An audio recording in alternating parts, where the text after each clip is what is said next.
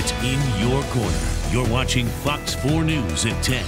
Governor Rick Scott appointing Under Sheriff Carmine Marceno as the new sheriff of Lee County today. Thanks for joining us at 10. I'm Lisa Greenberg. The appointment comes after Sheriff Mike Scott announced he would be retiring earlier this month. 4 in your corner's Tony Sadiku sitting down with Sheriff Mike Scott and Under Sheriff Carmine Marceno about the future of the agency. Tony?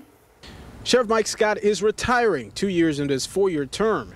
He says while it's bittersweet to walk away from the job, he says he's confident with Marceno as sheriff, the agency won't skip a beat. It's a big day. A day Under Sheriff Carmine Marceno has worked for his entire career. No, Carmine's ready. He gets it. And he operates at a very, very high, intense level, and that's what this job requires. Governor Rick Scott responding to Sheriff Mike Scott's endorsement, saying, "I am confident that he will work every day to protect and serve Lee County." They made the right choice, so the governor got this right.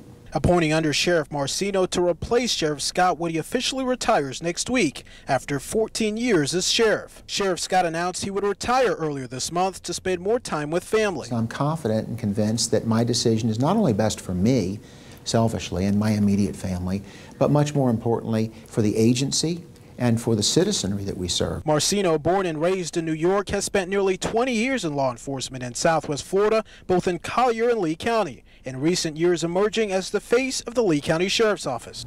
There's some big shoes to fill, and to never see another sheriff like Mike Scott, I'm confident of that. But I'll tell you this, everything I learned from him, I will put in action. Marceno plans to run for sheriff in 2020. Until then, he says he wants to continue building on the momentum that's made Lee County a safe and attractive place to live. There's no reason to change a winning team. The sheriff built a winning team here.